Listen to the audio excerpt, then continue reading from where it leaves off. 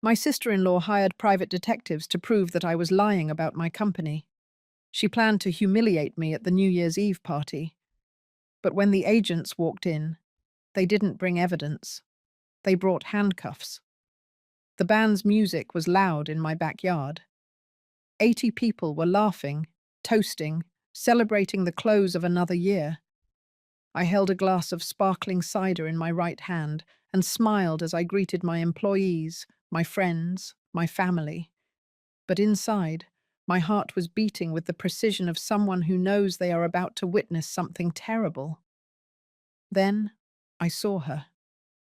Barbara crossed the main door with that smile I knew all too well, that smile that didn't reach her eyes.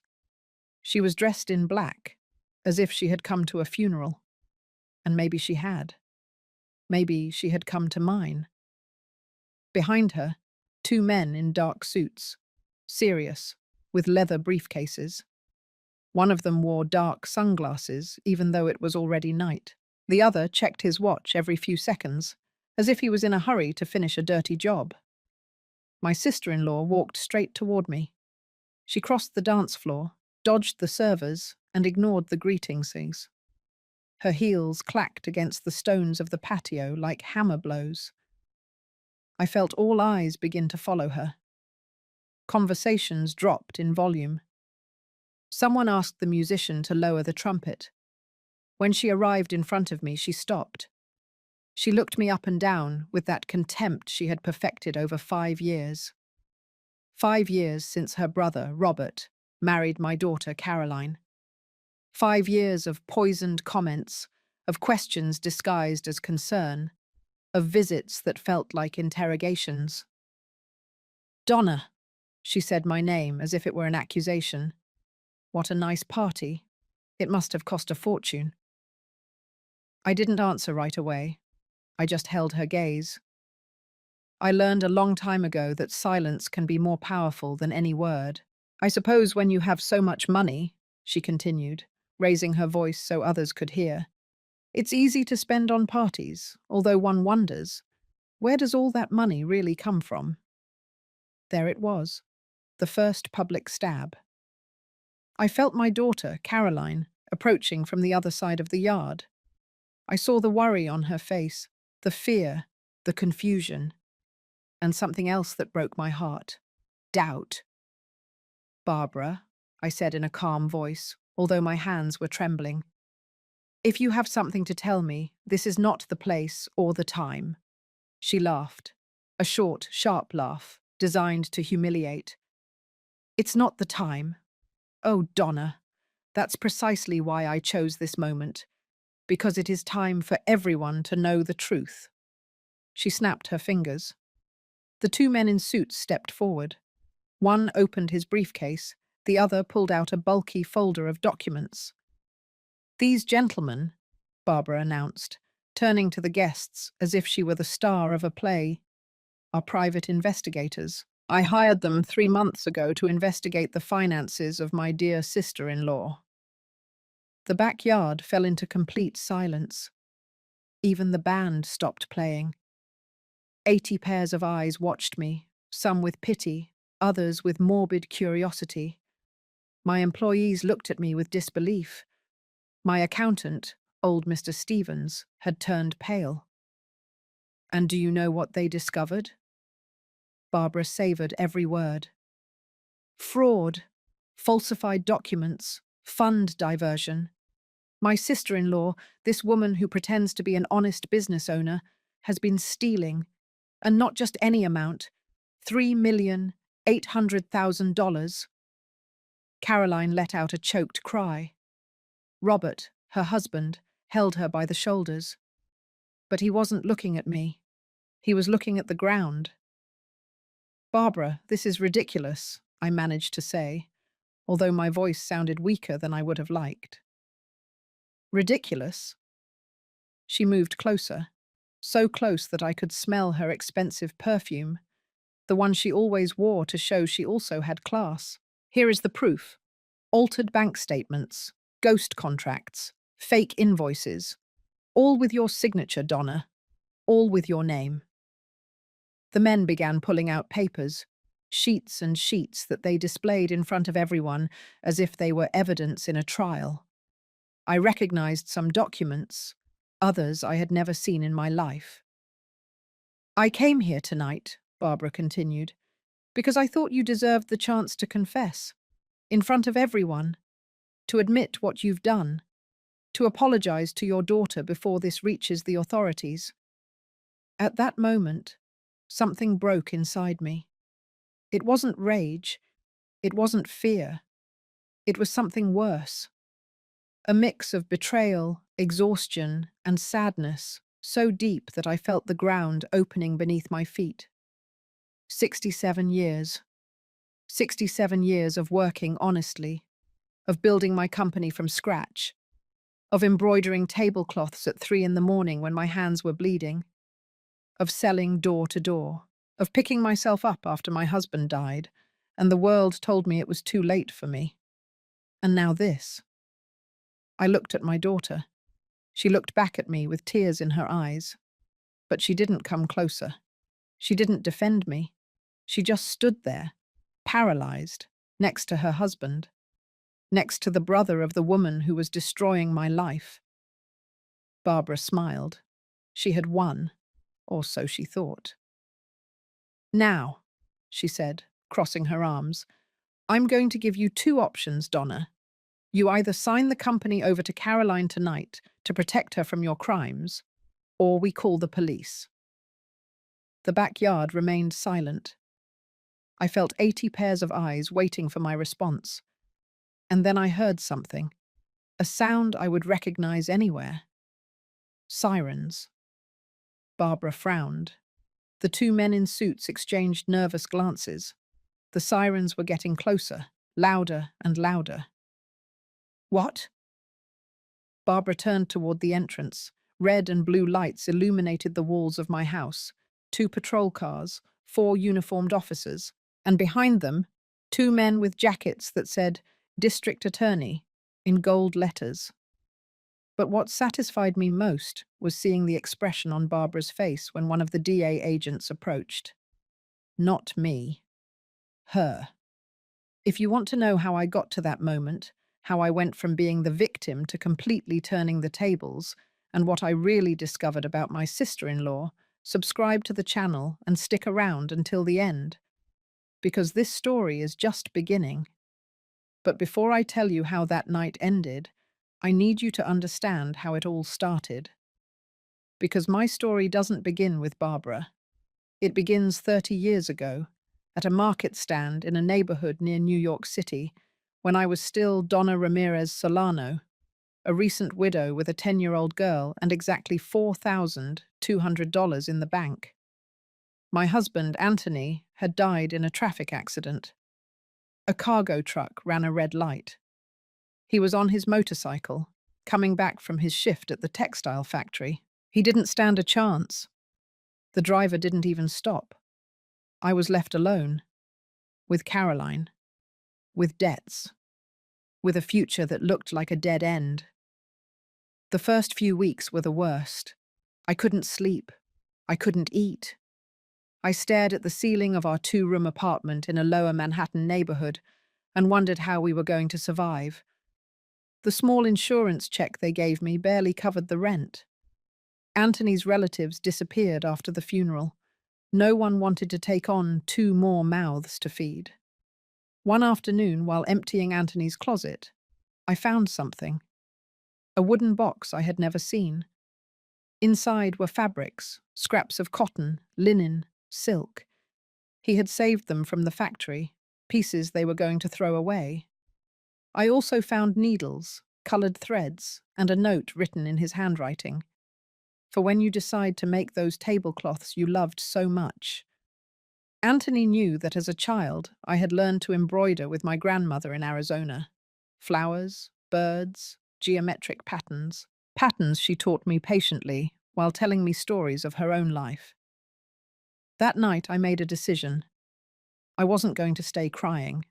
I wasn't going to wait for someone to rescue me. I was going to rescue myself. I spent 3 weeks embroidering my first tablecloth. a design of yellow sunflowers on a cream background.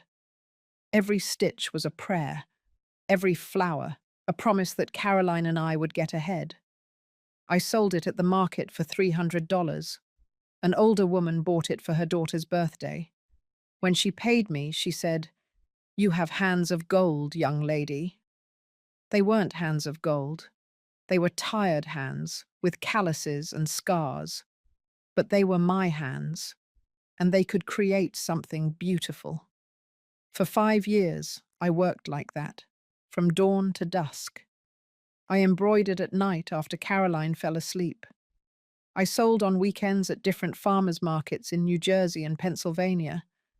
I went wherever I could. I carried my tablecloths in cloth bags, took 2 buses, and set up in front of a borrowed stand that cost me $100 a day.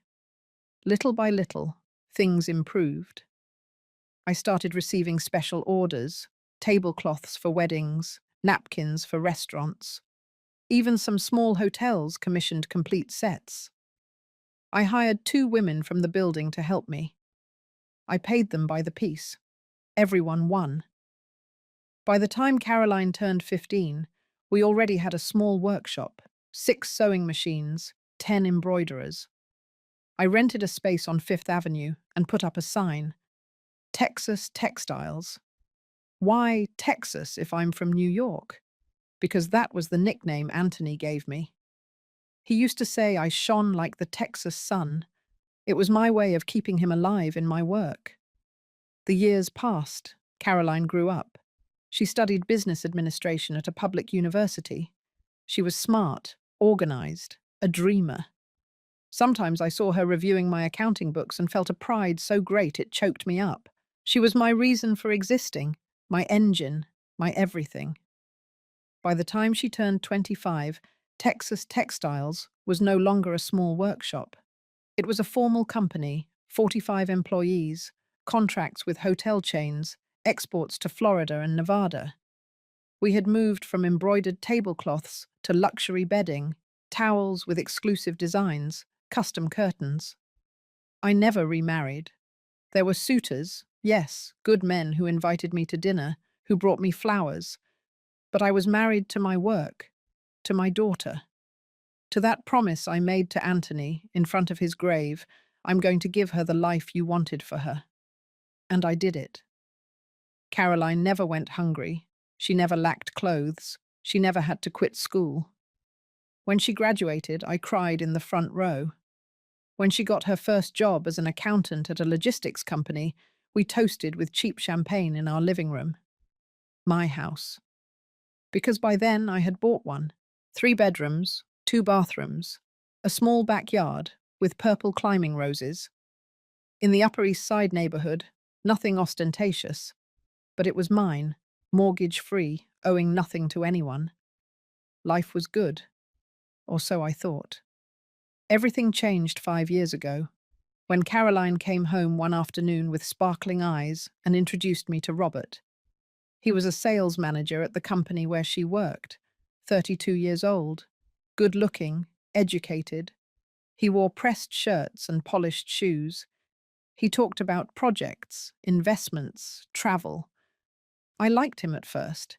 He seemed ambitious, hard-working. My daughter liked him, and her eyes sparkled when she looked at him. "Mom," Caroline told me that night, after Robert left. "I think he's the one." And I, silly me, was happy. Because every mother wants to see her daughter in love.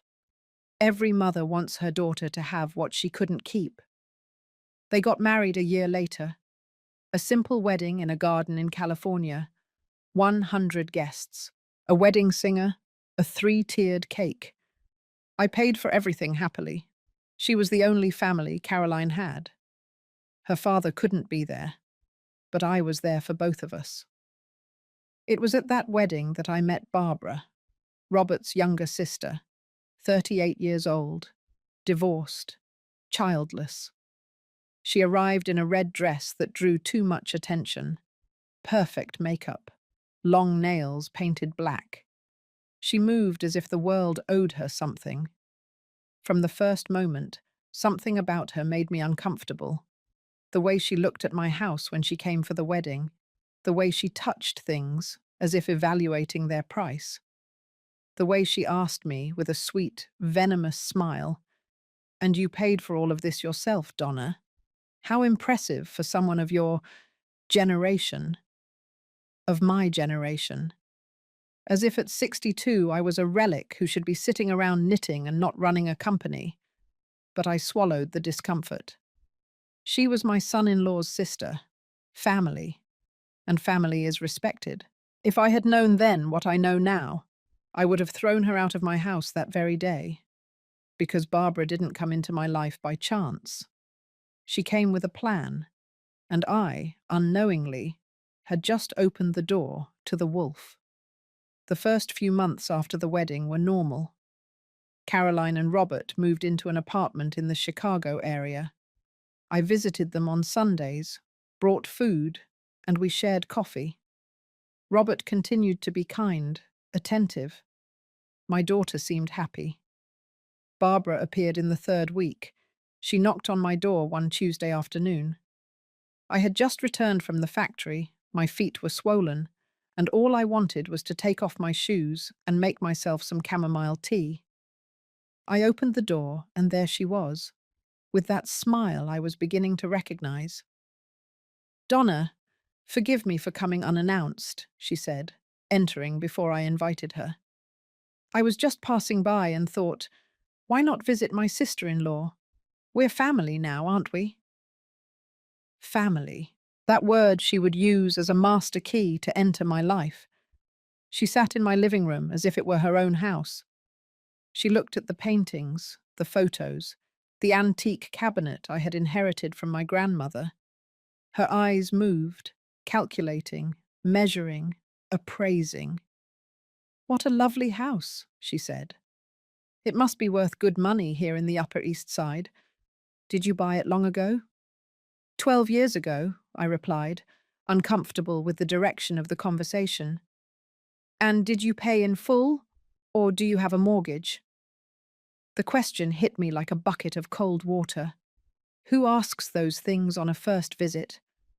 But Barbara made it seem natural, like simple curiosity. "In full," I said curtly. I saw her eyebrows barely raise, as if she had confirmed something she already suspected. "Wow, your tablecloth business must be doing well." Tablecloth business. As if 30 years of work were a hobby. As if Texas textiles were a flea market stand. "We don't just make tablecloths anymore," I corrected, trying to keep my voice friendly. "We have contracts with hotels, hospitals, spas, industrial production." "Oh, right, she said, taking out her cell phone. "Actually, I wanted to ask you something. Would you let me take a photo of that painting? I have a decorator friend who would love to see the style of your house." She didn't wait for my answer. She was already taking photos. First the painting, then casually the entire living room. Then she got up and went to the dining room. Click. Another photo. Click. The bookshelf with my documents. "Barbara, what are you doing?" I asked, following her. "Oh, I'm sorry, your house is so pretty. I love the style." "Is that your desk?" She had entered my study, my private space, where I kept my computer, my files, the company documents. I had left some bank statements on the desk, invoices pending review. "Yes, but—" Click. She photographed the entire desk. Discreetly, but she did it. "Barbara, please, that's private." "Huh? Oh, I'm sorry. I didn't realize," she said, putting away her phone with an innocent smile. "It's the habit of taking pictures of everything. You know how it is." I sat down with her to have coffee. For an hour, she asked me questions, all seemingly innocent, all poisoned. How many employees did I have? How much did I pay them? How did I handle payroll? Did I have an accountant? Did I pay all my taxes? Who was my main supplier? How did I get the contracts with the hotels? Every question was a knife disguised as curiosity. I'm just so impressed, she said. A woman your age, widowed, carrying all this on your own. It must be very difficult to manage so many numbers, right? Sometimes I wonder if you don't get confused with so many accounts. Your age. As if at 62 my brain no longer worked. I manage just fine, I replied dryly. Of course, of course. Although you know how it is with business. There are always, how should I put it, grey areas, ways to move money around to pay less in taxes. It's normal. Everyone does it. She was setting a trap for me. She wanted me to admit something, anything she could use later. I pay all my taxes in full, I said firmly. I have nothing to hide. Of course not, she said, smiling. I'm just saying if you ever need advice or help with something delicate, I have contacts, people who know how to move in those circles. What circles? What was this woman talking about? After she left, I sat in my living room with a strange feeling in my stomach, like when you know something is wrong but you can't quite pinpoint what it is. But that was only the first visit. Barbara came back, over and over again, always with some excuse, that she was in the neighborhood, that she wanted to see her sister-in-law, that Robert had asked her to stop by and say hello. Every visit was the same. Questions disguised as friendly chat, casual photos of my house, comments about how well I was doing financially, insinuations that it was suspicious for a widow to have so much money. One day she arrived with a folder. Look, Donna, I brought you this, she said, taking out some brochures. They are investment funds. Very safe. I work part-time as a financial advisor and thought you might be interested. With all the money you have saved, you could multiply it. How did she know how much money I had saved? I'm not interested, I said. Just take a look. You can see the returns here. If you give me your bank statements, I can do a personalized analysis for you free of charge. She wanted my bank statements. She wanted access to my numbers. No, thank you. Her smile hardened for just a second. Then it returned, wide and fake. Whatever you want. I was just trying to help. Help, you know, as family. 3 months after that conversation, Caroline and Robert came for dinner. I noticed something odd. My daughter was quiet. Robert, too. They ate in silence, exchanging looks that I couldn't decipher. Is something wrong? I asked. Caroline looked at her husband. He nodded, as if giving her permission to speak. Mum, my daughter said, fiddling with the napkin, Robert and I have been talking about your company. My blood ran cold. What about my company? Well, Barbara mentioned some things to us, and we got worried. Barbara, of course. What things? I asked, though I already guessed the answer. She says the numbers don't add up, Robert intervened, that a company your size should be generating more profit, that maybe, I don't know, maybe your accountant is stealing from you, or maybe you have expenses you don't declare. I couldn't believe it. My own daughter, doubting me because of that woman's words. Caroline, I said, trying to stay calm, my company is perfectly in order. I have annual audits. Everything is legal. I know, Mum, but what?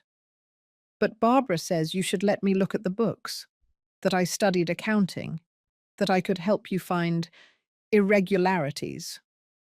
There it was, the real goal. They wanted access to my accounts, to my numbers, to everything. My company is none of Barbara's business, I said, feeling the rage rise in my throat. And it's not your business either, Caroline. It's my work, my effort. Mum, don't be mad. I'm not mad. I'm disappointed. I got up from the table. Robert and Caroline left shortly after. She tried to hug me. I let her, but something between us was broken. That night, alone in my house, I cried for the first time in years, because I understood that Barbara didn't just want my money. She wanted to destroy my relationship with my daughter, and she was succeeding. But what I didn't know was that this was only the beginning. The real attack had not yet begun. The following weeks were a silent nightmare. Barbara no longer came to my house. She no longer needed to. She had planted the seed of doubt in my daughter's mind, and now she just had to water it and wait for it to grow. Caroline started calling me less. Our Sunday conversations became tense, full of awkward silences. I asked how she was. She replied in monosyllables. I told her about the company. She changed the subject. It was like talking to a stranger who shared my daughter's face. One Tuesday morning, while driving to the factory, I noticed something strange. A grey sedan had been following me for 3 blocks. At first, I thought it was a coincidence, but when I turned onto a street that wasn't my usual route, the car did the same. They were following me. My heart leaped. I sped up a little. The car did too. I braked at a red light, my hands shaking on the steering wheel. I looked in the rearview mirror. A man about 40 years old, dark cap, sunglasses. He was holding something that looked like a camera. He was taking my picture. When the light changed, I pulled away quickly and took a different route. I took unnecessary turns. I entered a parking lot. I left through another way. I finally lost the grey sedan, but the damage was done. I no longer felt safe, not even in my own car. I arrived at the factory with my nerves shattered. My assistant, Sophie, a 25-year-old girl who had been working with me for 3 years, immediately noticed my state. Mrs. Solano, are you feeling well? You look very pale. I told her about the car. She frowned, worried. Do you want us to call the police? No, I said, although I didn't know why. Maybe I'm just paranoid. But I wasn't paranoid. 2 days later, I saw the same car parked in front of my house when I went out to buy groceries. The driver pretended to read the newspaper. When he saw me looking at him, he started the engine and drove away. I was being watched. But by whom? And why? The answer came a week later, when my accountant, old Mr. Stevens, called me in a trembling voice. Donna, I need to talk to you. It's urgent. We met in his office that same afternoon. Mr. Stevens was 68 years old. He had been managing the finances of Texas Textiles for 15 years. He was a meticulous, honest man, one of those who checks every number 3 times before signing it. He was sweating when I arrived. What's wrong, Stephen? Someone came to the bank today, he said, loosening his tie. A woman. She said she was a relative of yours. She asked for information about the company accounts. My heart sank. What woman? She didn't give her full name. She just said she was your sister-in-law, that she was worried about you, that she had noticed strange movements and wanted to verify that everything was in order. Barbara. Again. And they gave her information? Mr. Stevens shook his head. No. The manager sent her packing. He told her that without your written authorization, he couldn't give her anything. But Donna, she tried to bribe the teller. She offered her $5,000 for copies of your bank statements. I felt the floor move beneath my feet. Not only was she watching me, she was trying to buy bank information. Did the teller accept? No, thank God. The girl is honest. But she came to report it to me, and I'm coming to report it to you. I remained silent, processing. Barbara was playing dirty, very dirty. There's something else, Mr. Stevens continued, taking out a folder. I've been receiving calls. People asking about you. They say they are IRS auditors, that they are investigating irregularities in your tax returns. The IRS? But I pay everything correctly. I know, that's why it doesn't make sense. I called the IRS office directly. There is no open investigation against you. These calls are fake. Fake? Someone is impersonating tax authorities to intimidate me, to make me release information, or to make you make a mistake out of panic. It was a hunt, an organized, calculated hunt, designed to catch me in some lie or irregularity that didn't even exist. Stephen, what is going on? He looked at me sadly. Someone wants to destroy you, Donna, and they have resources. This is not one person acting alone. This is professional. I returned home that afternoon with a knot in my stomach. I turned on the computer and searched on Google. Private investigators, New York City. Dozens of pages appeared. Agencies offering discreet investigations, personalized surveillance, evidence collection. Barbara had hired investigators for me. I was sure. And not only that, she was fabricating evidence, inventing irregularities, creating a narrative where I was the villain. That night I couldn't sleep. I stayed up in the living room looking at the photos of Caroline on the wall. My girl, my reason for living, the daughter I had worked for 30 years without rest. And now that same daughter doubted me.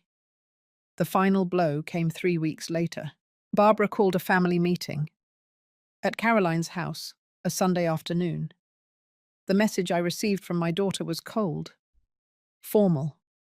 Mum, we need to talk. Sunday at 4 o'clock in the afternoon. Please don't be late. It's important. I arrived on time. Caroline opened the door, but she didn't hug me.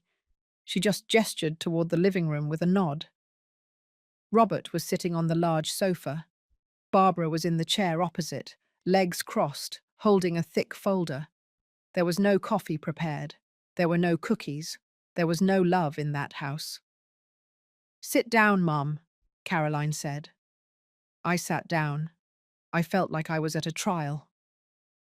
Donna, Barbara began without preamble, we've been investigating for months, and we found very disturbing things.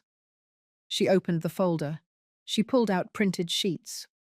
Bank statements I had never seen, contracts with signatures that looked like mine, but were not. Invoices from ghost companies. It says here you paid $1,200,000 to a company called Pacific Distributor, Barbara read. That company doesn't exist. It's a front. You used fake invoices to deduct taxes. That's not true, I said, feeling my voice break. I don't know that company. Your signature is here, she said, showing me the document. It was my signature, or a perfect forgery. There's more here, she continued. Unjustified cash withdrawals, $3,800,000 in the last 2 years. Where did that money go, Donna? To payroll? To suppliers? To… There are no receipts, she interrupted. There are no vouchers. There is nothing, just money that disappears.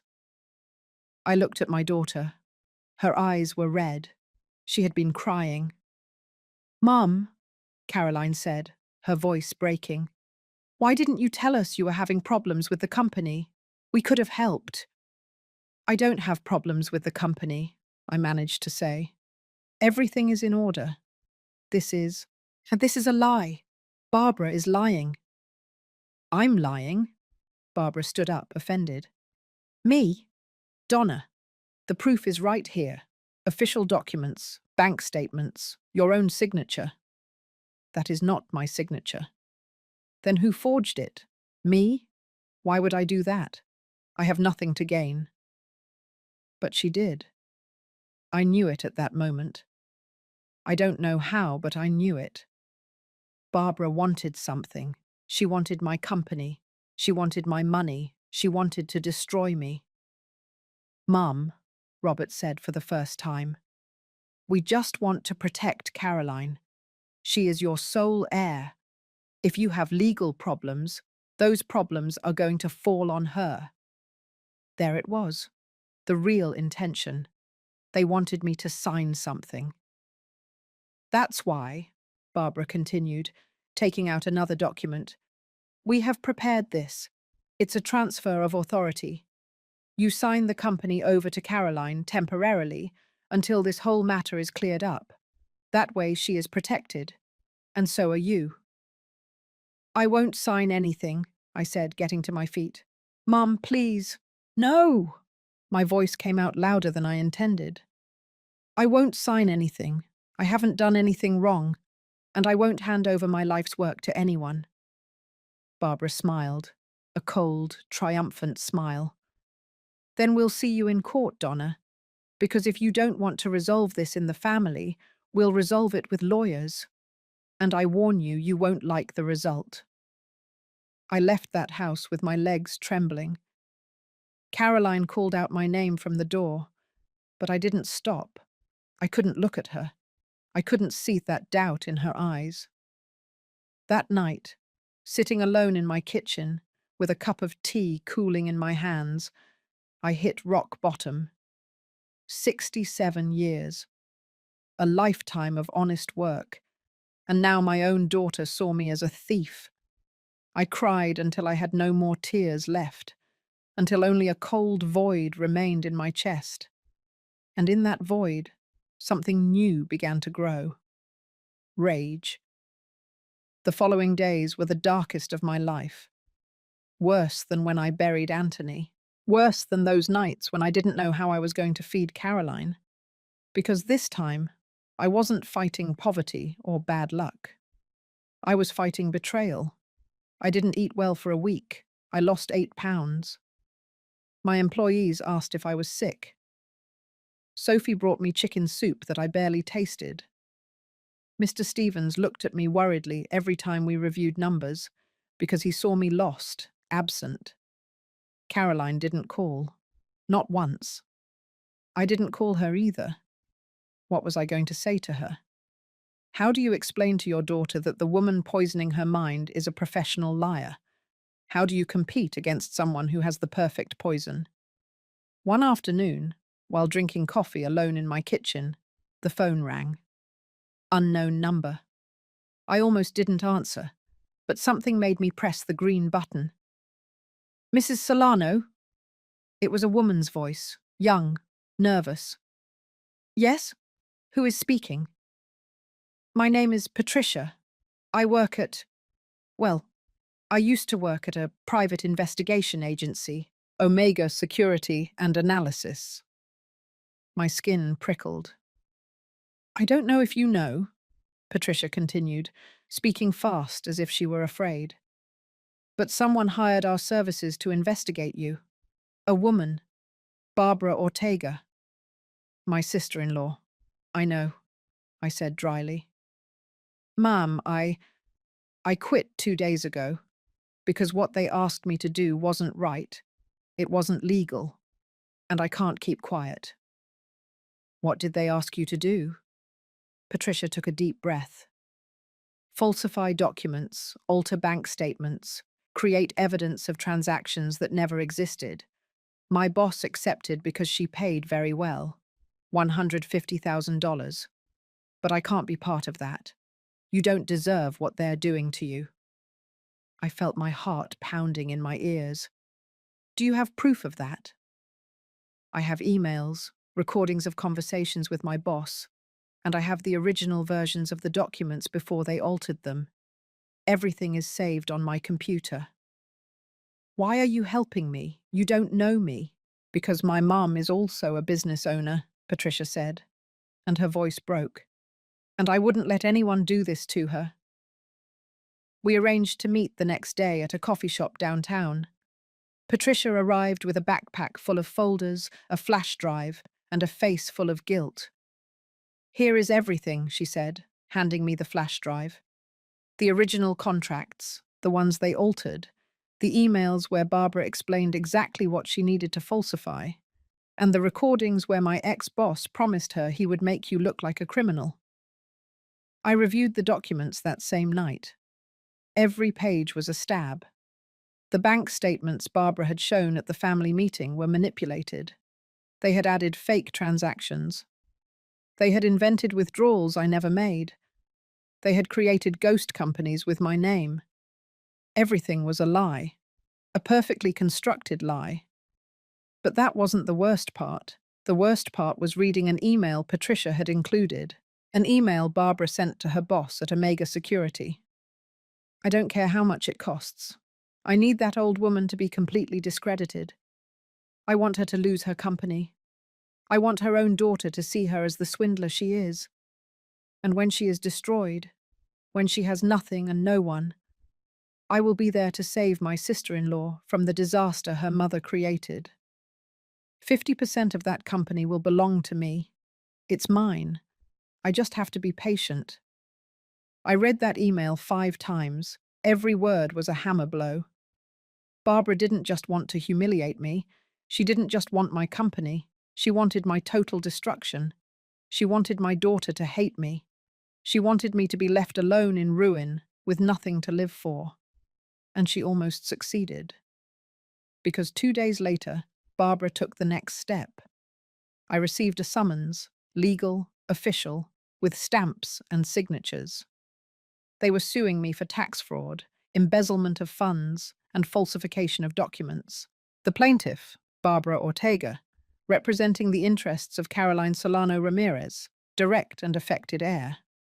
She was using my daughter's name to sue me. I called Caroline for the first time in 3 weeks. She answered on the 5th ring. Mum? Caroline, did you know that Barbara is suing me? Silence. Caroline, did you know? Robert says it's for the best, she whispered. He says if we don't do something legal, you're going to end up in jail and I'm going to be left with nothing. Your husband is lying. Barbara is lying. All of this is a trap, honey. A trap to steal from me. Mum, stop it. Her voice sounded tired. Stop lying. Barbara showed me everything. The documents, the accounts. Your signature is right there. You can't keep denying it. That's not my signature. They falsified everything. And why would someone do that? Why would Barbara spend her money investigating you if she didn't have a reason? I had no answer for that, or at least not one my daughter wanted to hear. Caroline, please. I'm your mother. When have I ever lied to you? Another long, painful silence. I don't know, Mum, she finally said. I don't know what to believe anymore. And she hung up. I was left with the phone in my hand, staring at the black screen. I felt something inside me break completely. It wasn't my heart. It was worse. It was my hope. That night, Barbara uploaded a post to Facebook. I saw it because a distant cousin sent me a screenshot, worried. The post read, "Sometimes the closest family is the one that disappoints you the most.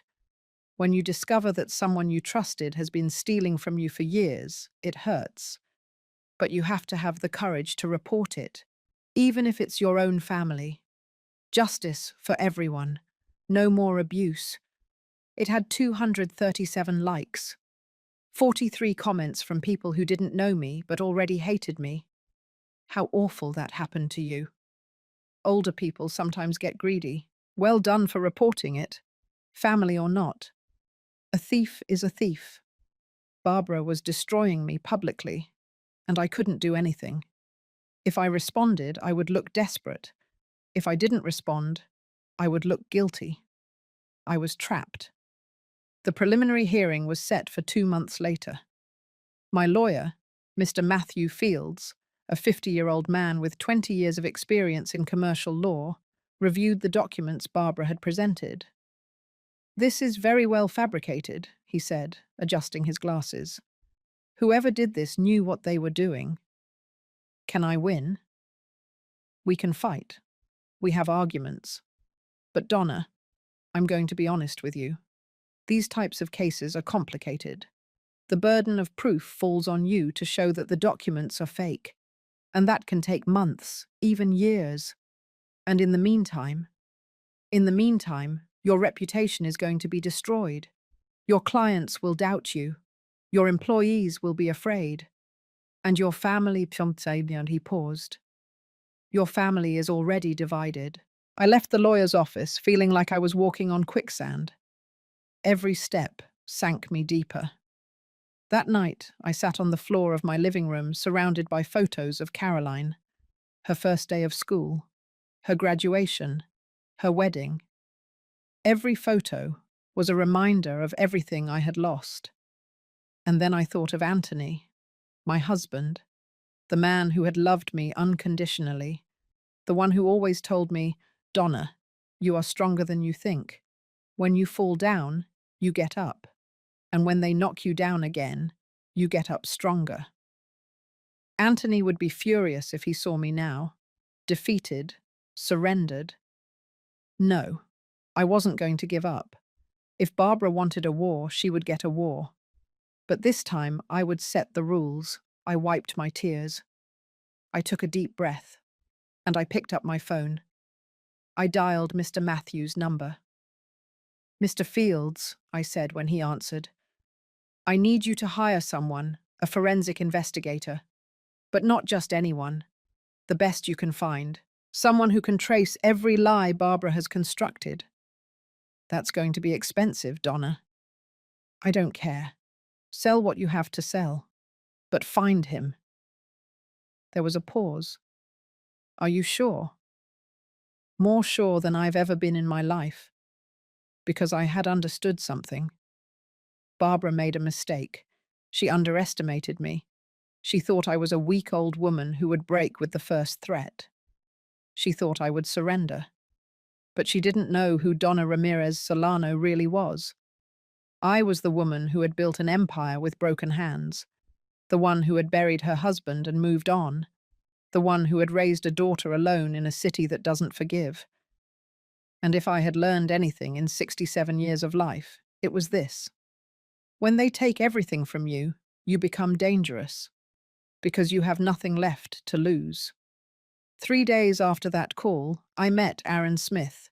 Mr. Fields met me at his office on a Friday morning. When I arrived, a man was sitting across the desk, about 45 years old, grey hair at the temples, discreet but well-cut suit. He had the look of someone who has seen too much and is no longer surprised by anything.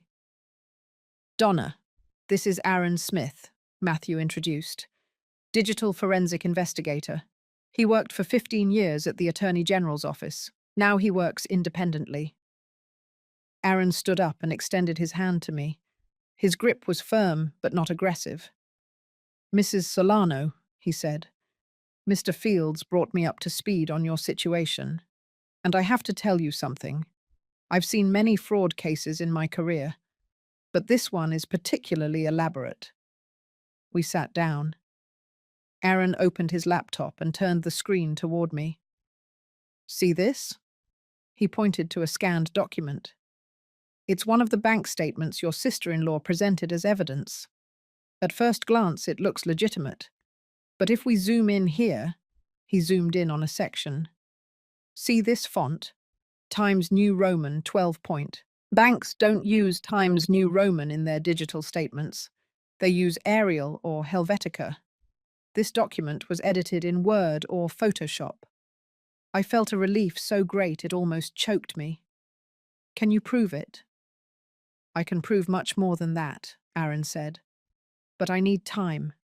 And I need access to everything. Your real bank accounts, your files, your emails. Everything that can help me reconstruct the truth." "You will have it." Aaron leaned back in his chair. "Mrs. Solano, before we start, I need you to understand something. These types of investigations are neither quick nor cheap. I'm going to have to trace every document, every transaction, every email. I'm going to have to interview people, maybe even infiltrate circles to get information. We're talking about $60,000 minimum. maybe more. I'll pay it. And there's something more important, he continued. Once I start digging, I'm going to find everything, the good and the bad. If there is something in your company that is not in order, however small, I will discover it. And I will have to tell you and Mr. Fields. Are you prepared for that? I looked him straight in the eye. I have nothing to hide. He smiled slightly. Then let's get started. For the next 6 weeks, I pretended to be defeated. It was part of the plan. Matthew had advised me, let Barbara get overconfident.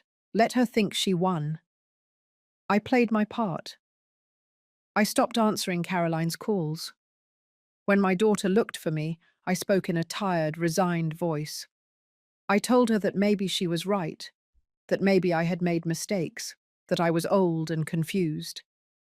Caroline cried when she heard me like that, but she didn't come to see me. Robert wouldn't allow it.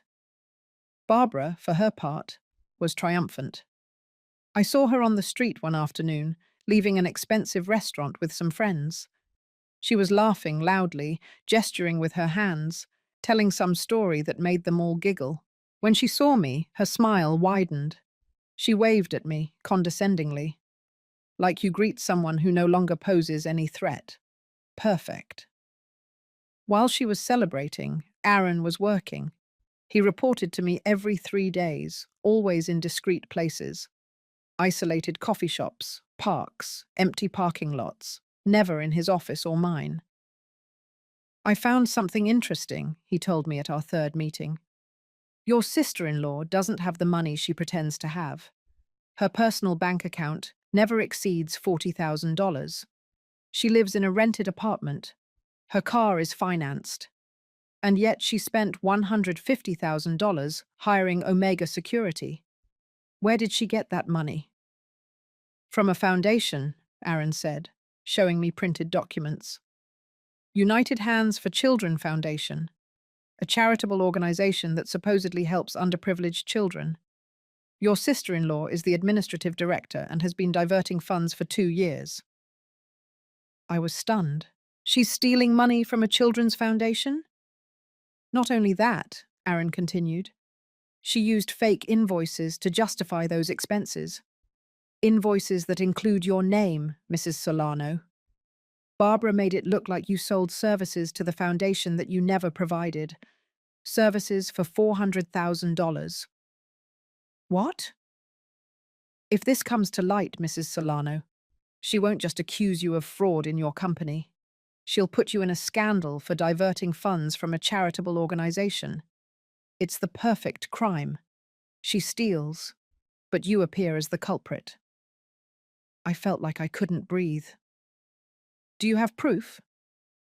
I have the foundation's bank records. I have the fake invoices. I have emails where she orders her foundation accountant to process payments to ghost companies. And I have something better. He took out his phone and showed me an audio recording. This is a conversation between your sister-in-law and her accountant. I recorded it 2 days ago. Listen. He pressed play. Barbara's voice was unmistakable. I don't care how you do it, Fernando. I need those 200,000 to disappear from the register.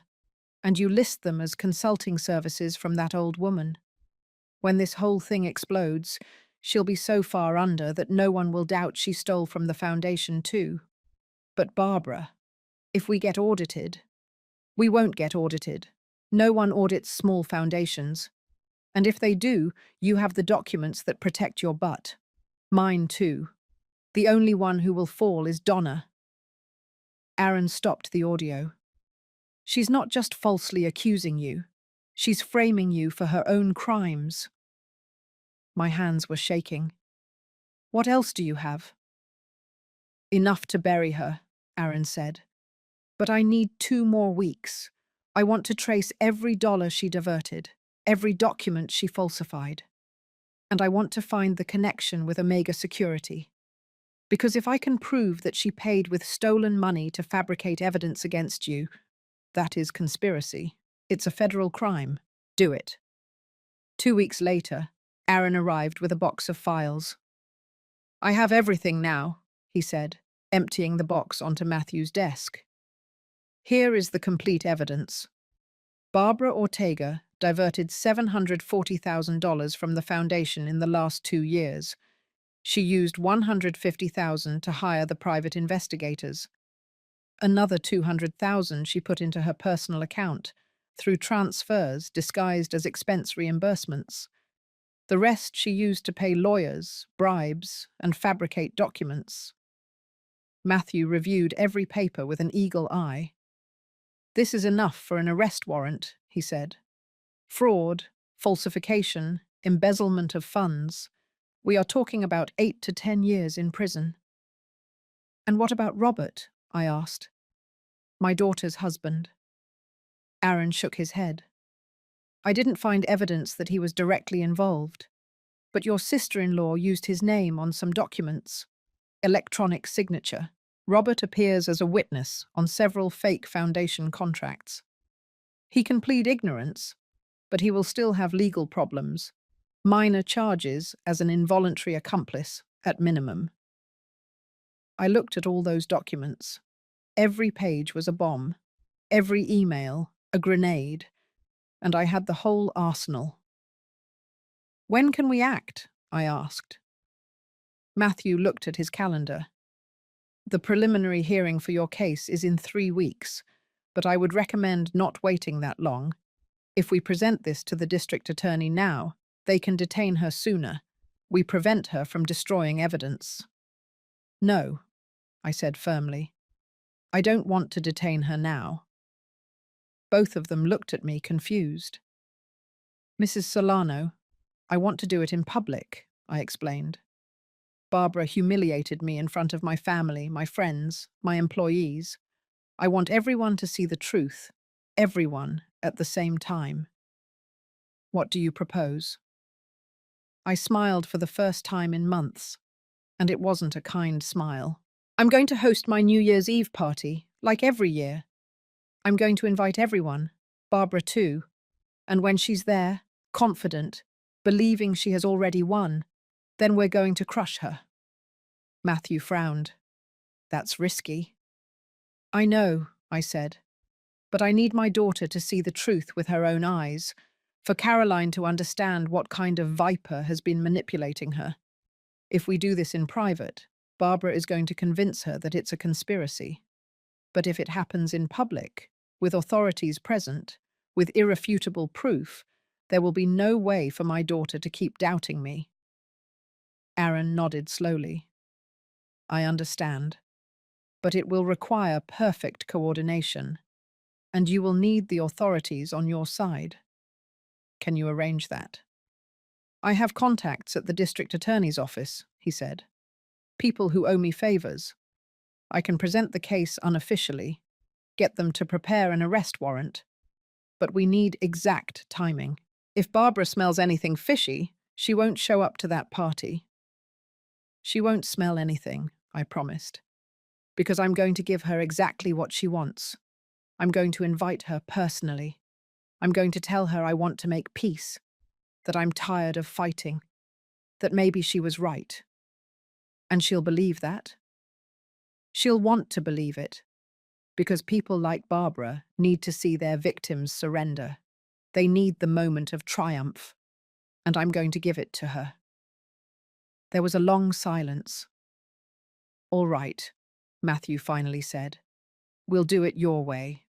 But if something goes wrong—" "Nothing will go wrong," I said, feeling the strength return to my voice.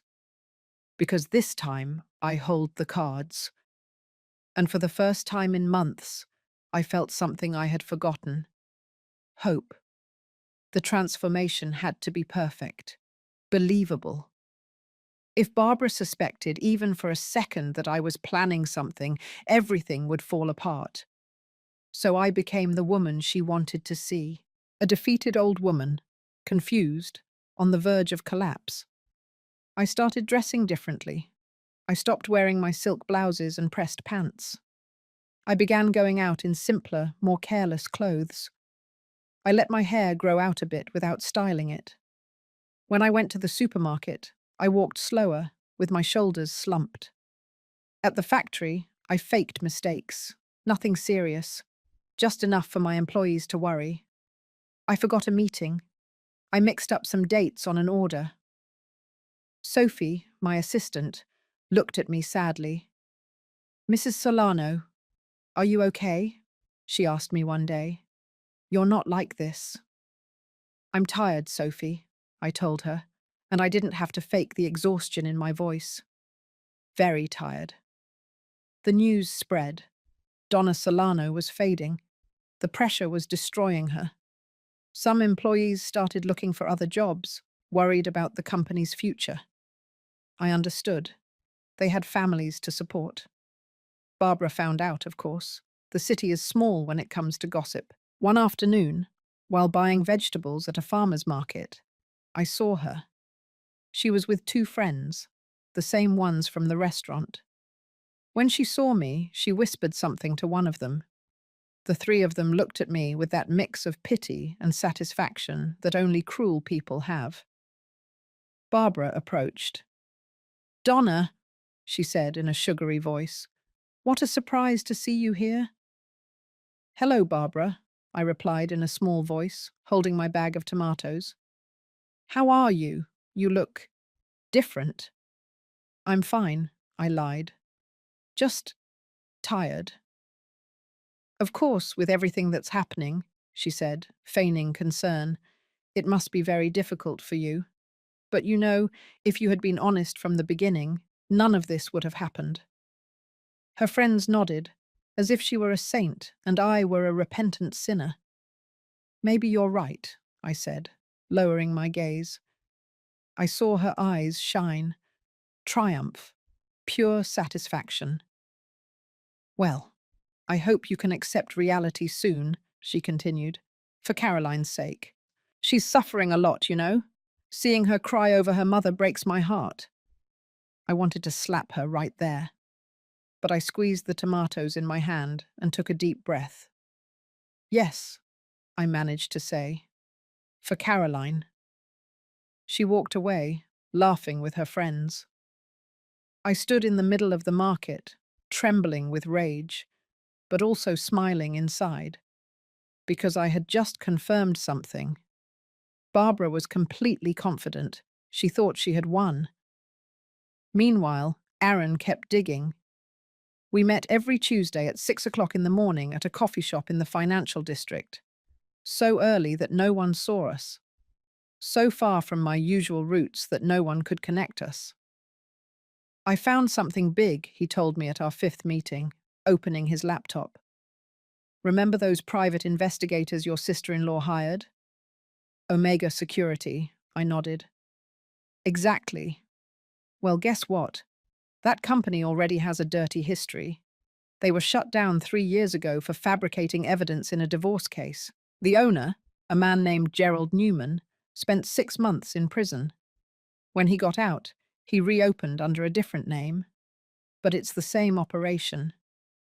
And Barbara knew that. Not only did she know it." Aaron turned the screen. "Look at this email. She specifically sought out an agency that was willing to work outside legal boundaries. Those are her exact words." I read the email. My sister-in-law had written, "I need an agency that understands that sometimes you have to be creative with the truth. I don't care about the methods. I only care about the results. Can you help me?" And Gerald Newman had responded, "Mrs. Ortega, we specialize in complex cases. We understand that justice sometimes needs a little push. Our services cost $150,000, but we guarantee results. It was an explicit contract to manufacture evidence." "This is pure gold," I said. "There's more," Aaron continued. "Patricia, the girl who contacted you, saved everything, every file before and after editing it. I have the original PDFs of your real bank statements, and I have the altered versions. I can show pixel by pixel where they added numbers, where they changed dates, where they inserted fake transactions. And the witnesses, Is Patricia going to testify? She's already signed a sworn statement. She is scared, but she is willing to testify. I also found the accountant for Omega Security, a guy named Hector Ruiz. He's nervous because he knows that when this explodes, he's going to be an accomplice. I offered him immunity. He accepted. He's going to testify that Barbara paid with foundation money. And the foundation? Who else knows about the theft? The president of the foundation is a businessman named Robert Harrison, 72 years old, an honest man who donated $5 million to start the project. I showed him the evidence unofficially. He is devastated. He believed in Barbara. He put her as director because she sold him a beautiful story about helping children. Is he going to report her? He already did. He filed a formal complaint with the district attorney, but I asked him to keep it frozen until you gave the signal. The economic crimes prosecutor is a friend of mine. He understands what we are doing. How much evidence do we have in total? Aaron closed the laptop and looked at me seriously. Mrs. Solano, we have enough to bury her. Diversion of $740,000, falsification of documents in 3 different cases, conspiracy to commit fraud, bribery, and misuse of another person's identity without consent. Your sister-in-law is going to prison. There's no doubt about that. The question is, how do you want it to happen? I want it to be public, I repeated. I want everyone to see. Then we need to coordinate with the district attorney's office. They have to be ready to act on the day of your party, with an arrest warrant in hand. And we need to know she's there, confident, present, without suspecting anything. Leave her to me. A week later, I called Caroline. My daughter sounded surprised to hear from me. Mum? Honey? I said in a weak, tired voice. I need to talk to you. Are you okay? No, I'm not okay, but I think you're right. I think I've been stubborn and proud, and maybe I did make mistakes. Caroline was quiet. I could hear her breathing. What do you mean? I want to make peace, I said. With you, with Robert, even with Barbara. I don't want to keep fighting. I'm old, Caroline, and tired, and I don't want to die fighting with my only daughter. I heard her voice break. Mom, I'm having my New Year's Eve party, like always, and I want you all to come. You, Robert, Barbara, everyone. I want to toast with you. I want to start the new year in peace. Are you serious? Very serious. I've already talked to my lawyer. I'm going to consider signing the company over to you. Barbara was right. It's the safest thing.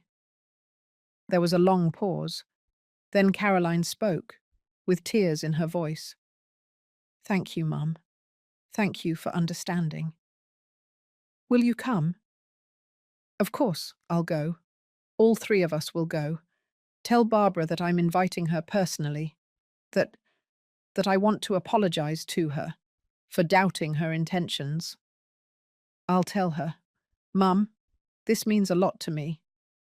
To me too, honey. I hung up and stared at the phone.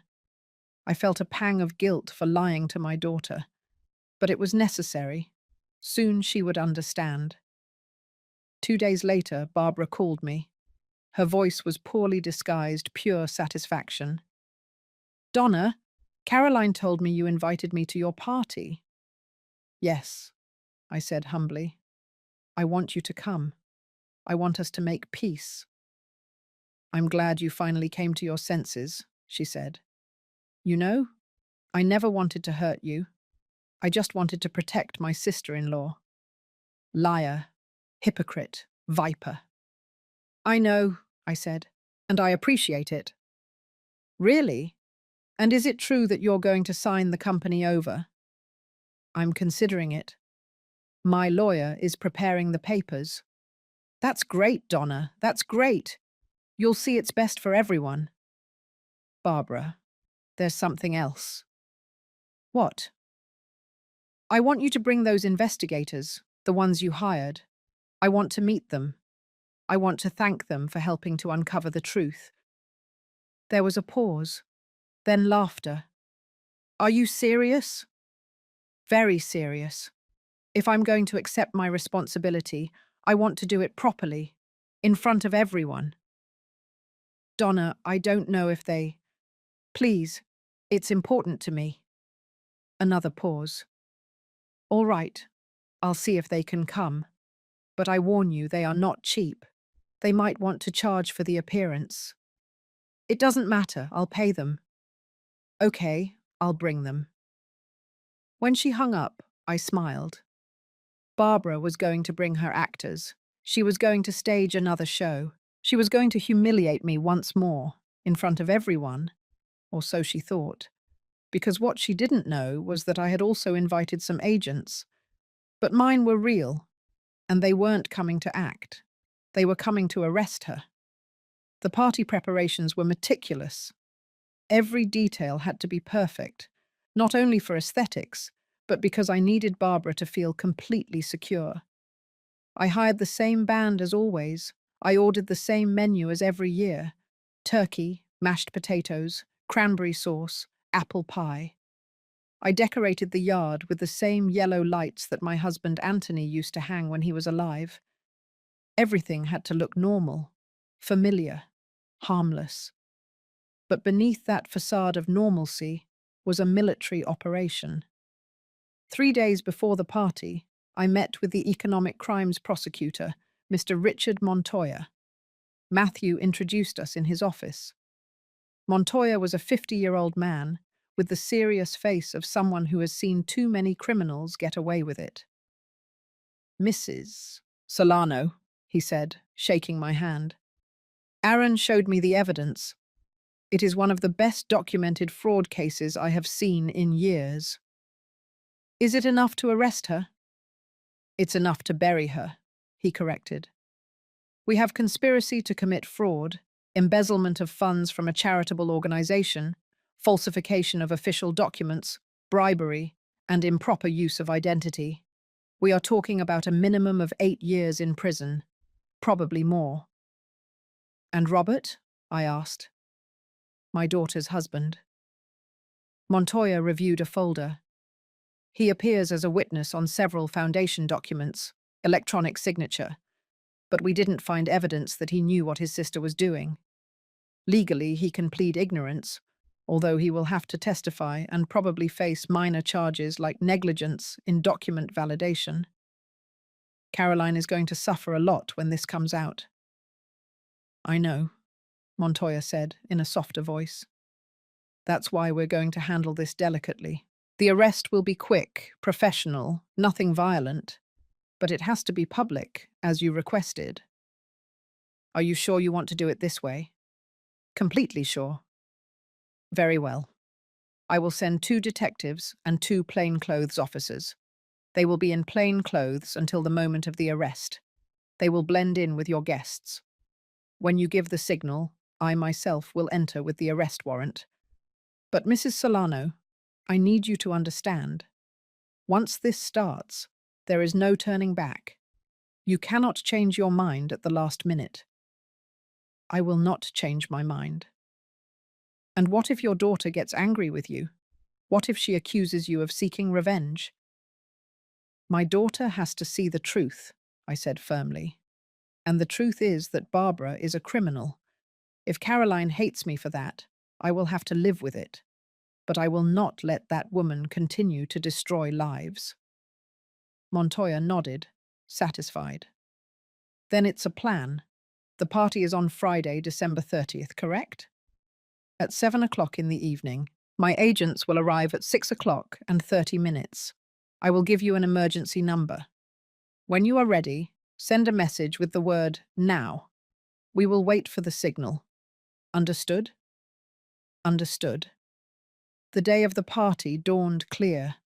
a perfect blue sky without clouds, as if even the weather was on my side. I woke up at 5 o'clock in the morning. I couldn't sleep much. I spent the night going over the plan again and again, looking for flaws, anticipating problems. At 9 o'clock, the catering arrived. At 10 o'clock, the band. At 11 o'clock, the team of servers. Everything flowed. Sophie came to help me at 2 o'clock in the afternoon. "Mrs. Solano," she said, hugging me, "I don't know what's going on, but I want you to know that everyone at the factory is with you, whatever happens tonight." "How do you know something is going to happen?" She smiled. "Because I know you, and you are not the type of woman who gives up. Whatever you're planning, I trust you." I put on my best dress, a wine-colored one that I had bought 2 years ago but had never worn. I fixed my hair. I put on makeup carefully. I wanted to look strong, dignified, not like the defeated woman I had been pretending to be. When I looked in the mirror, I saw Donna Ramirez Solano, not the victim, the warrior. The guests began to arrive promptly at 7 o'clock. Employees, suppliers, lifelong friends. Mr. Stevens, my accountant, arrived with his wife. Sophie with her boyfriend, my neighbours, people who had been with me through thick and thin. At 7 o'clock and 20 minutes, the undercover agents arrived. Matthew discreetly pointed them out to me. 2 young women who looked like normal guests. 2 men in their mid-30s, dressed casually. They blended in perfectly. At 7 o'clock and 40 minutes, Caroline arrived. My heart skipped a beat when I saw her get out of the car. My daughter, my beautiful daughter. She was wearing an ivory dress and her hair down. She came with Robert, who looked uncomfortable, looking at the ground. Caroline hugged me, tightly, like she did when she was a child. "Mum," she whispered, "thank you for doing this. Thank you for coming, honey." "Are you really going to sign the papers?" "We'll see," I said, stroking her hair. "Tonight everything will become clear." She looked at me strangely, but didn't ask any more questions. At 7 o'clock and 50 minutes, Barbara arrived. She got out of an Uber with that arrogance that characterized her. She was wearing a tight black dress, high heels, her hair tied back in a perfect bun. Behind her, 2 men. I recognized them from the description Aaron had given me. Actors Barbara had hired to pose as investigators. One was tall, about 50 years old, with glasses and a leather briefcase. The other was younger, in his 30s. Cheap suit, but well pressed. Both had that fake smile of someone being paid to play a role. Barbara saw me and opened her arms dramatically. "Donna, how nice to see you. And what a beautiful party." "Thanks for coming," I said, forcing a smile. "And look, I brought the boys," she said, pointing to the 2 men. "They were the ones who investigated your case. I thought it would be good for you to meet them." The investigators extended their hands to me. I shook them, feeling disgust. "Nice to meet you," the older one said. "I'm Mr. Vargas, and this is my associate, Mr. Ramos." "Neither Mr. nor associate, just cheap swindlers." "The pleasure is mine," I lied. "Would you like something to drink?" "Whatever you have is fine," Barbara said, already walking toward the yard as if it were her party. Caroline approached me, confused. "Mum, why did you invite them?" "Because I need everyone to hear the truth, honey. The whole truth." "What do you mean?" "You'll know in a moment." The band was playing. People were eating, laughing, dancing. It was 8 o'clock and 30 minutes. The party was at its peak. Barbara was strolling among the guests, showing off. She was telling anyone who would listen how she had saved Caroline from her mother-in-law's bad decisions, how she had uncovered the fraud, how she had acted for the good of the family. I heard her tell one of my employees, It's sad, isn't it, to see how older people sometimes lose their judgment. But hey, that's what family is for, to protect each other. I saw how that employee, Rose, a woman who had been working with me for 20 years, pursed her lips in anger. She knew Barbara was lying, but she couldn't say anything. Not yet. At 8 o'clock and 55 minutes, I asked them to lower the music. I climbed onto a small platform we had set up for the musicians. I took the microphone. "Good evening, everyone," I said, and my voice resonated in the yard. "Thank you for being here. Thank you for joining me for another year in this tradition that I love so much." Applause, smiles. Caroline looked at me from the front, proud. "This year has been difficult," I continued. "Very difficult. Many of you know what I've been through. The accusations, the doubts, the pain of feeling that the people you trust turn their backs on you." Barbara was smiling. She thought I was about to publicly surrender. "But tonight," I said, looking directly at her, "I want everyone to know the truth, the whole truth." Her smile wavered slightly. "Barbara," I said, pointing at her, "you accused me of fraud, of stealing, of falsifying documents, and you brought these gentlemen as proof of my crimes." The two actors straightened up, nervous. "But there's something everyone needs to know," I continued, feeling the adrenaline rush through my body. "These men are not investigators. They are actors, paid by you, with money you stole from a charitable foundation." The backyard fell into absolute silence. Barbara turned pale. "What? What are you saying?" "I'm telling the truth," I said in a firm voice. "And it's not me who's saying it. It's them." I pointed toward the entrance. The doors opened, and it wasn't her actors who walked in. It was Prosecutor Montoya, two uniformed detectives, and two police officers. Barbara turned toward them, her eyes wide. The two actors tried to back away, but the undercover agents had already surrounded them. "Barbara Ortega," Prosecutor Montoya said in a clear, strong voice, "you are under arrest for the crimes of fraud, embezzlement of funds, falsification of documents, and conspiracy." He took out the handcuffs. And at that moment, in front of 80 people, in front of my daughter, in front of everyone who had ever doubted me, Barbara Ortega was arrested. The yard erupted in murmurs. 80 people talking at the same time. Some were shouting. Others were taking out their phones to record. The band stopped playing. The servers froze with their trays in their hands. Barbara backed away, shaking her head. "No, no, no, no. This is a mistake. Donna, what did you do?" "What I had to do," I replied, stepping down from the platform. "Uncover the truth." The agents approached. Barbara raised her hands as if that could stop them. "Wait, I didn't do anything wrong. She is the criminal. She pointed an hysterical finger at me. "Ask these investigators. They have the proof." Prosecutor Montoya turned toward the two actors. "Are you private investigators?" The older one, Mr. Vargas, stammered. "I... we..." "Are you actors?" interrupted Aaron, who had just walked in with a laptop under his arm.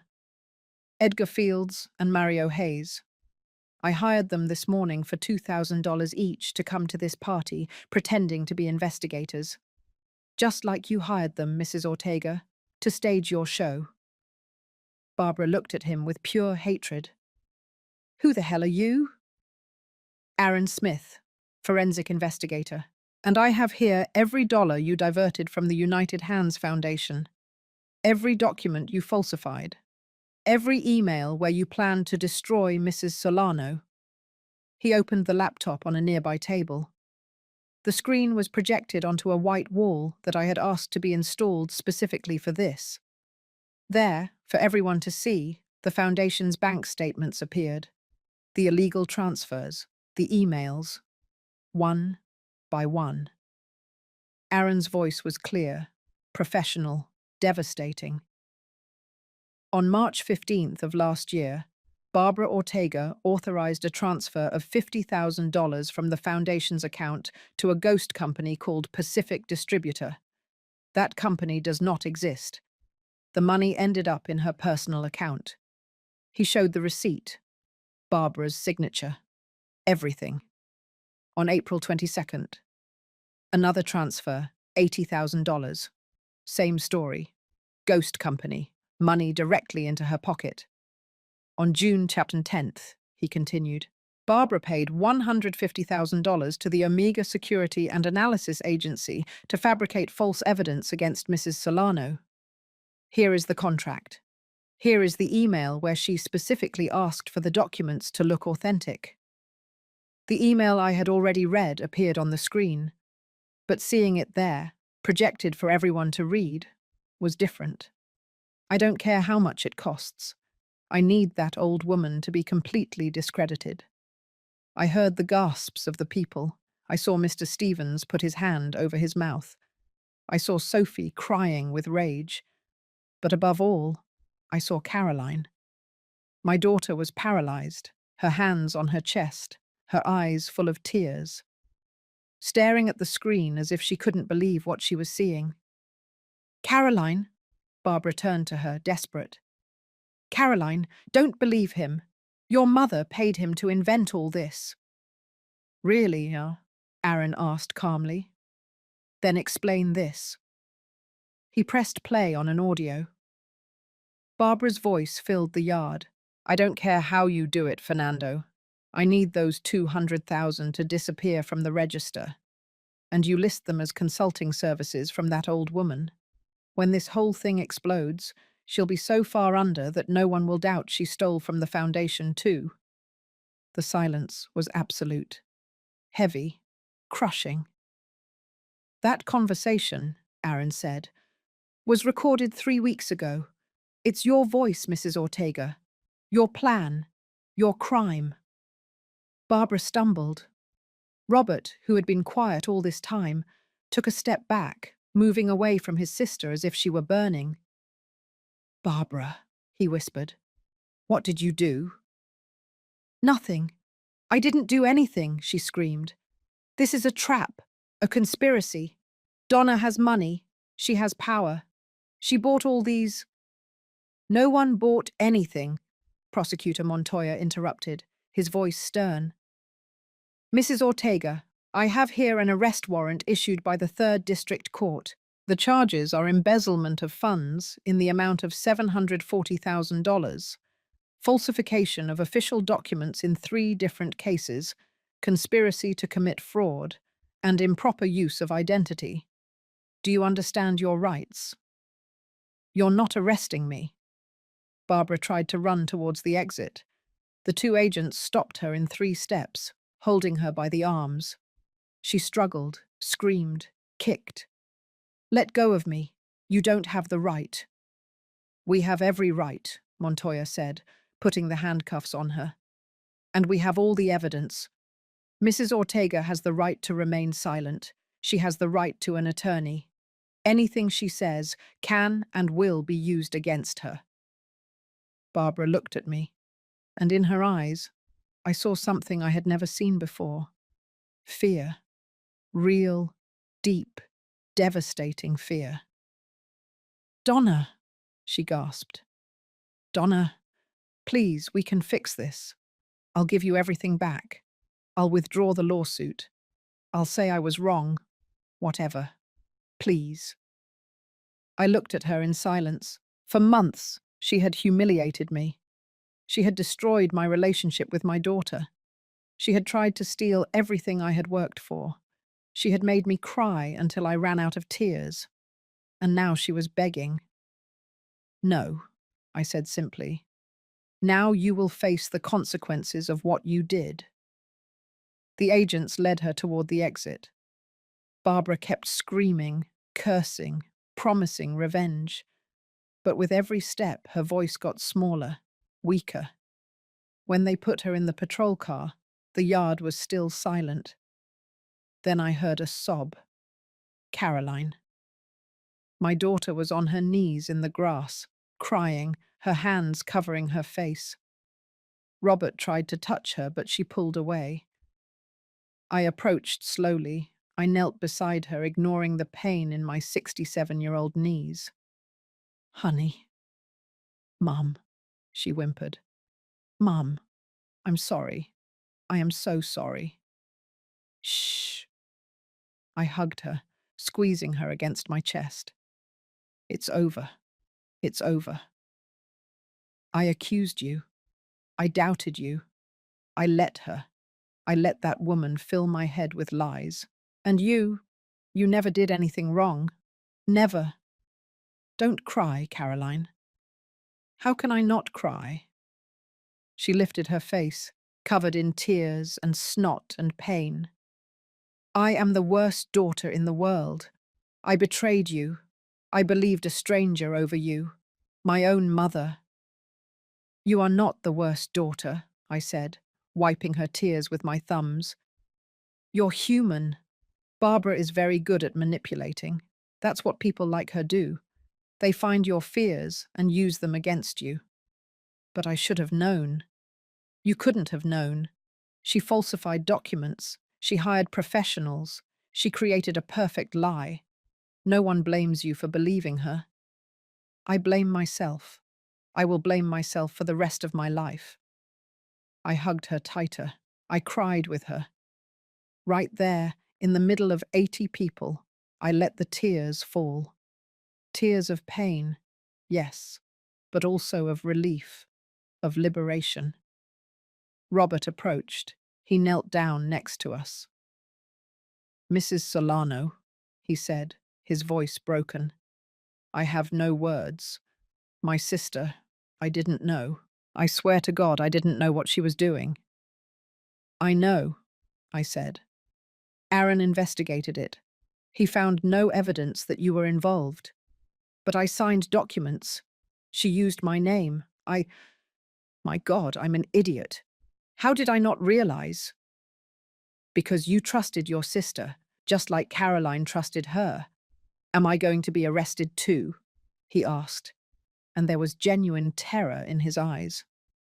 The prosecutor says you'll probably have to testify, maybe face minor charges for negligence. But you are not a criminal, Robert. You were just manipulated. He put his hands over his face and wept. A grown man, crying like a child. Prosecutor Montoya approached us. Mrs. Solano, I need you to come to the DA's office tomorrow at 9 o'clock in the morning for a formal statement. And you too, young man, he looked at Robert. We need your testimony. We will be there, I said. Montoya nodded and left. The other guests began to approach, one by one, hugging me, asking for forgiveness. Those who doubted, congratulating me, those who always believed. Mr. Stevens hugged me tightly. I knew you were going to win, Donna. I always knew it. Sophie also hugged me, crying. Mom, you are the bravest woman I know. Rose, my 20-year employee, took my hands. We never doubted you, not for a second. The party did not continue. How could it? After what had just happened, no one felt like dancing. People began to leave little by little, each processing what they had witnessed. By 11 o'clock at night, only Caroline, Robert, and I remained. We sat at the patio table in silence, listening to the crickets, looking at the lights that still hung from the trees. What's going to happen now? Caroline asked in a small voice. Barbara will go to trial, I explained.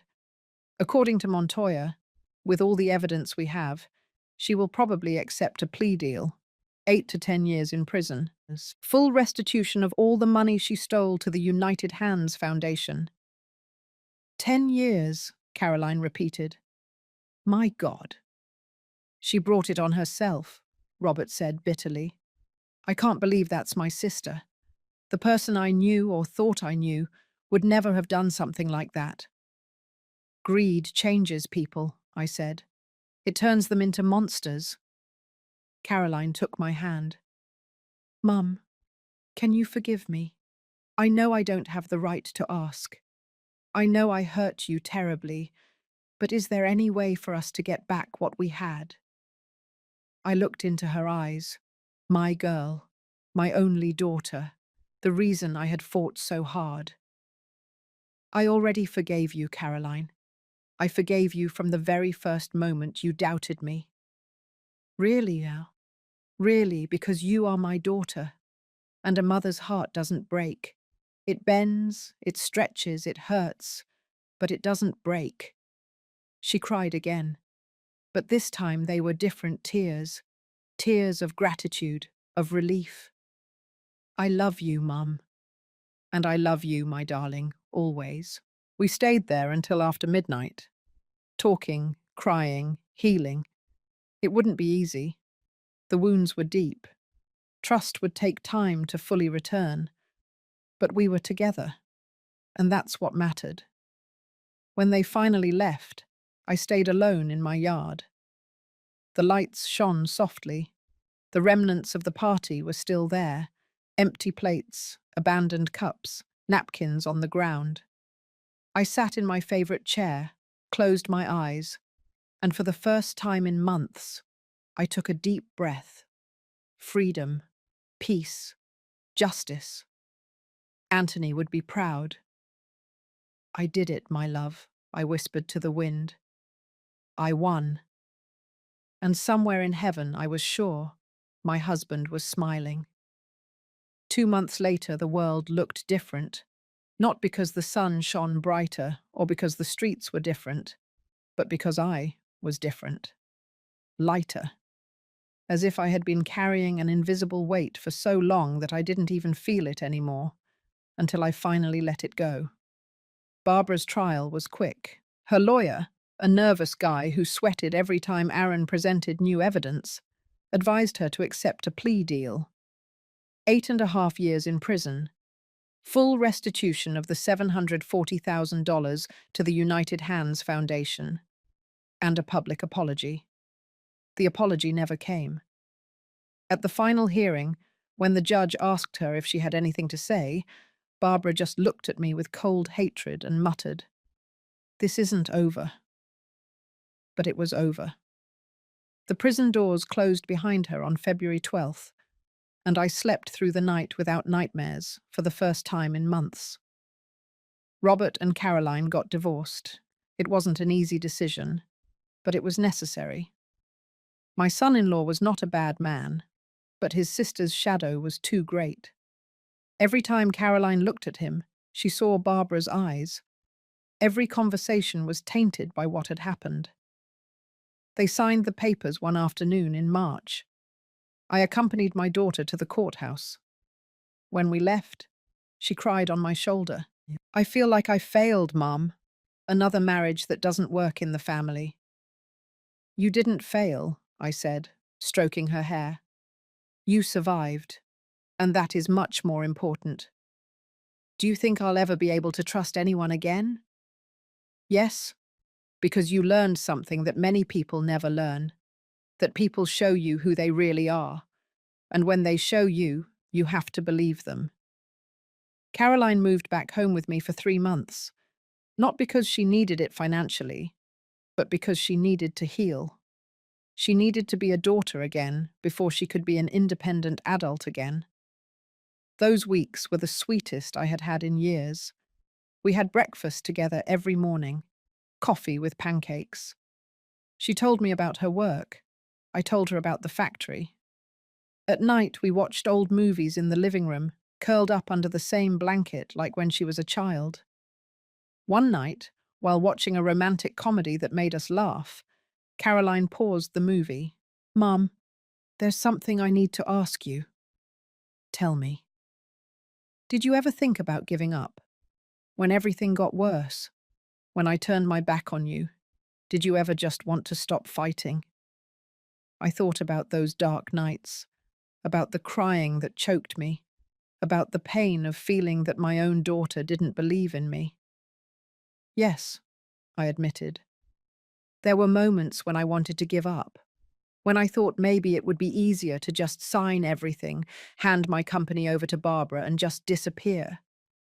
And what stopped you? You? Me? You, Caroline. Because if I gave up, I was teaching my daughter that when things get tough, you surrender, that when you are falsely accused, you lower your head. And I didn't want you to learn that. I wanted you to see that it's worth fighting for the truth, that it's worth defending yourself, even when the whole world seems to be against you.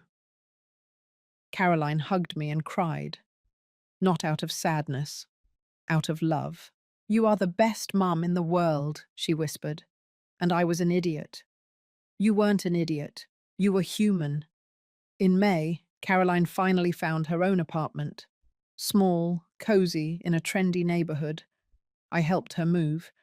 We carried boxes together, assembled furniture, hung pictures. It was a new beginning for her. The day we finished decorating, we sat in her new living room with 2 glasses of cheap wine, admiring our work. Mum, Caroline said, I want you to know something. I've been going to therapy. Oh, really? Yes, because I realized that I have problems with trust, with boundaries, with allowing people to manipulate me, and I want to work on that. I don't want to be so naive again. I'm glad you're doing that, honey. That's very brave of you. My therapist says that maybe deep down I wanted to believe Barbara because I was afraid. Afraid of what? Afraid that if something happened to you, I would be completely alone. And when Barbara convinced me that you were doing bad things, it was like I was already preparing myself to lose you. Does that make sense? I nodded slowly. All the sense in the world. But the truth is, I was never alone. You were always there. Even when I didn't believe you, you were still my mum. You were still fighting for me. I will always fight for you, Caroline, until my last breath. We hugged, and in that embrace, we sealed something. A pact. A promise that what had happened had broken us. Yes, but it had also made us stronger. The company also changed. Texas Textiles grew more that year than ever before. The story had gone viral. The media covered the case. 67-year-old business owner dismantles plot to steal her company. Warrior grandma defeats fraudulent sister-in-law in epic legal battle. I didn't like the attention, but it brought in customers. Lots of customers. People who wanted to work with someone who had shown integrity under fire. By June, I had to hire 15 more employees. We opened a second plant in another state. The numbers were better than ever. One afternoon, Mr. Stevens walked into my office with a proposal. Donna, I've been thinking, you should consider succession. Succession? Mr. Stevens, I don't plan on dying anytime soon. That's not it, he laughed. But you are 67 years old. Someday you're going to want to retire. And when that day comes, the company needs to be prepared. What do you propose? That you give Caroline 30% of the company, that you bring her in as vice president, that she start learning the business from the inside. She has a head for numbers, and after everything that happened, I think she appreciates the value of honest work. I thought about that for a week. Then I called Caroline into my office. Honey, I want to offer you something. I explained the proposal. 30% of Texas Textiles, a position as vice president, learning the business, eventually taking control when I retired. Caroline looked at me with wide eyes. Mum, after everything that happened, do you trust me with this? I trust you precisely because of everything that happened, I said. You learned a lesson that money can't buy. You learned to question, to verify, not to blindly trust. That makes you perfect for this job. But I don't know anything about textiles. I didn't either when I started. You learn, and I'll be here to teach you." Caroline accepted. She started working with me in July. It was difficult at first. She made mistakes, but she learned quickly. She had the same fire that I had at her age, the same determination. By October, she was managing the entire administrative side. By December, she had renegotiated 3 important contracts, saving the company almost $200,000. On the night of December 30th, 1 year after that memorable party, I organized another celebration. Smaller this time. Only 50 guests. Close people. People who really mattered. Caroline arrived early to help me prepare. We hung the lights together. We cooked together. We laughed together. At 8 o'clock at night, with everyone gathered, I took the microphone. "A year ago," I said, "in this very place I lived the most difficult and most liberating night of my life. Many of you were here. You saw it all. There were murmurs of agreement, complicit smiles. That night I learned something important. I learned that the truth always comes to light, that justice, although slow, eventually arrives, and that true family is not the one that shares your blood, but the one that stands by you when everything falls apart." I looked at Caroline. She had tears in her eyes. This year was not easy. There was pain, there were losses, but there was also growth. There was forgiveness. There was love. And so, tonight I want to toast, not to revenge, not to victory, but to second chances. I raised my glass. To learning from mistakes, to getting up after falling, to knowing when to fight and when to forgive, and to the people who never abandon us, even when we abandon ourselves. "Cheers!" everyone shouted in unison. We toasted. The music started.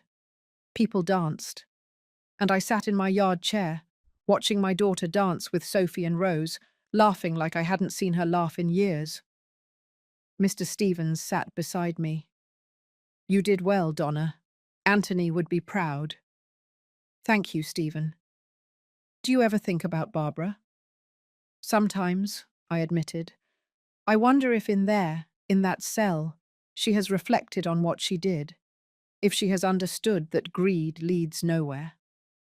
"And you? Did you forgive her?" I thought about that question, long and deeply.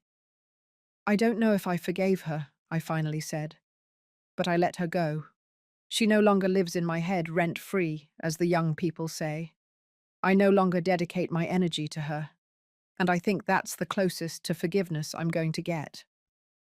Stephen nodded wisely. "That's enough." At midnight, when the chimes sounded, I hugged Caroline. "Happy New Year, Mum," she said. "Happy New Year, my love." "Do you know what the best thing about this year is?"